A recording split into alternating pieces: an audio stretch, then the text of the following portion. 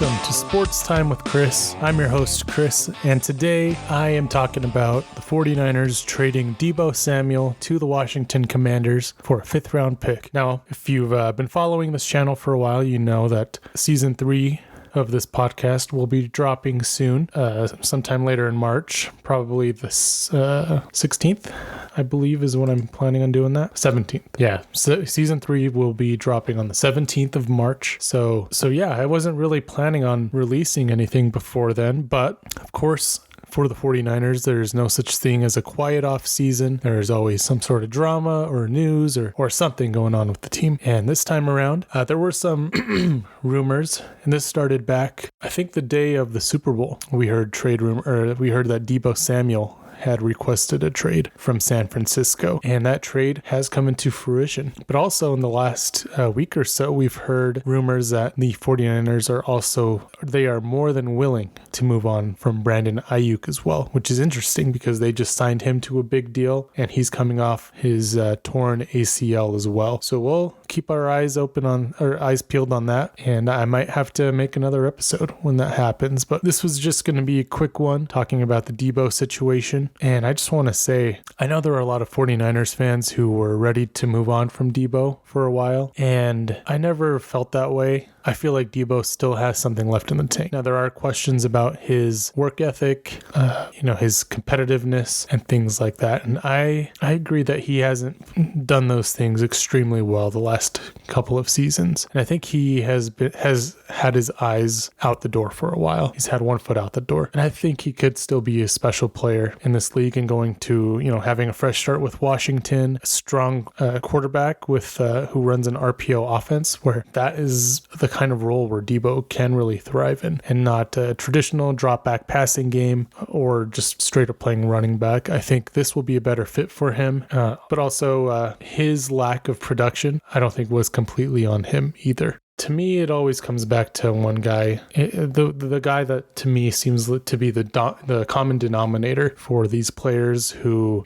start to decline, and it seems like they kind of lose their spirit, they lose their soul a little bit, and that to me is due to the way Kyle Shanahan treats his players. And Deebo and him have been known to have a friendship. It seems like they were really good friends, and something the last few years has changed. According to Tim Kawakami, he wrote an article talking about the departure of Deebo. And apparently the fractured relationship between the Niners and Deebo, really began in the Super Bowl, this last Super Bowl they played in, where they had a game plan to get Deebo involved, and he just didn't produce very much. That to me isn't on Deebo. That's when you are force feeding a guy a ball and teams pick up on that, they're going to know how to stop that, and you have to find other ways to win. And Kyle Shanahan didn't adjust the game plan. When it wasn't working, he refused to change, and he stuck with what he thought, with what he originally was planning on doing. Now, this is like the exact inverse of what happened with the 49ers in their first Super Bowl loss to Kansas City, where Deebo was really on his way to be Super Bowl MVP. He was killing the Chiefs in that game. And then Kyle Shanahan stopped calling plays for him, essentially stopped force feeding him the ball. And to me, it just seems like a common theme with some of these guys, like Jimmy G. He wasn't this amazing player, but by the end, he kind of seemed like he was done with Shanahan, and that relationship fell apart. Seems like Ayuk has already started to fall away from Shanahan and has had his own issues there. There are some guys that have stuck around and haven't. George Kittle. Brock is pretty young. I don't think he's about to get paid. I don't think he really can act that way. And so when these guys get paid, I think they can start standing up to Kyle Shanahan a little bit more. At least they feel so. They feel emboldened. And maybe that's part of the reason why those relationships fracture. But I mean, Shanahan treats his players like they're robots. And I don't know. It's like when Deebo last season said he wasn't getting enough touches, I don't think he meant like actually touching the ball. And just bear with me here. I think what he was talking about was the way they were getting him the ball. It was very much the same things that they always do. There's no creativity behind it, and it became easy to predict, easy to shut down, essentially. So I think this will be a good, fresh start for Deebo, and I think they're going to utilize him better in Washington. And it's going to be, if Deebo has a really good season, I think it's going to be more of an indictment on Shanahan. I've been down on Shanahan for years now, and I just keep feeling worse and worse about him as the head coach going forward. But anyway, this isn't about Shanahan. This is about Deebo. And Deebo, man, he had some awesome moments with this team. He has been probably my favorite player since he joined the team. I'll never forget watching his rookie year and thinking, this guy could, now this was kind of a dumb thought, but I was like, this guy could potentially put himself up there with, not necessarily have Jerry Rice's numbers and career and things like that. No one's going to touch that, but I thought he was going to put himself in that top tier of 49ers legendary receivers like T.O. and Jerry Rice, John Taylor, everyone who played receiver and on the 49ers and became a legend. I thought Deebo was going to be right there. And then he had that crazy 2021 season. And of course, I think my favorite Deebo moment was probably the Rams game where they had, I think it was the last game of the season where they needed to win to make the playoffs. And he ran that corner out, caught the ball, and made a big run after the catch to get the team into scoring position. I think out of all the moments, that one was a good one. There was the run against Green Bay to put that game away, or where he told Kyle to give him the ball against Dallas. There was, of course, the Eagles takeover game where he talked trash on the Eagles all week and he backed it up. It's just, as a guy that really, really believed in Deebo, it's pretty sad to see him walk away and how things ended with this team. And who knows, I could be wrong. He might still struggle in Washington. I don't think he will, but I really like him. And I hope for the best for Deebo. Hope this fresh start gives him what he needs. But I'll always be a Deebo fan. And as far as the 49ers go,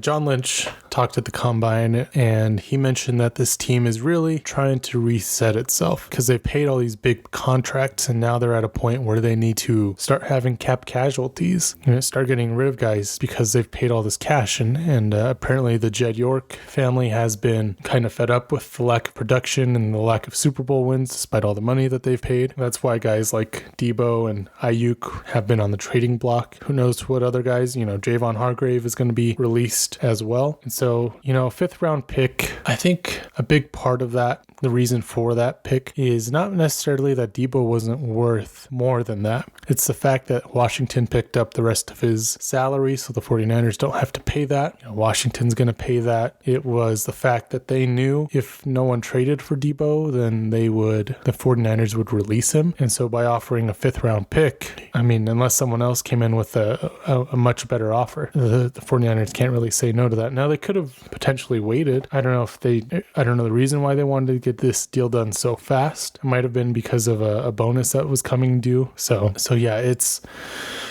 just a little mind-boggling the way this 49ers office has handled these contracts. Now that they're shopping Ayuk literally a year, not even a year after paying him. They paid him in August, September, somewhere in that range. That wasn't that long ago. 6, 7, 8 months ago, not even a full year. And they're already having conversations about moving Ayuk. And it's kind of been known that Shanahan is also the guy that came in here and in the 11th hour told them to get the deal done with Ayuk, told them to get the deal done with Deebo. Shanahan is making these decisions, and the 49ers are honoring those decisions because they believe in Shanahan, but I think that might start to shift a little bit. I think that's good. I think Shanahan needs to be held accountable. He's made horrible decisions. 3 first-round picks for Trey Lance.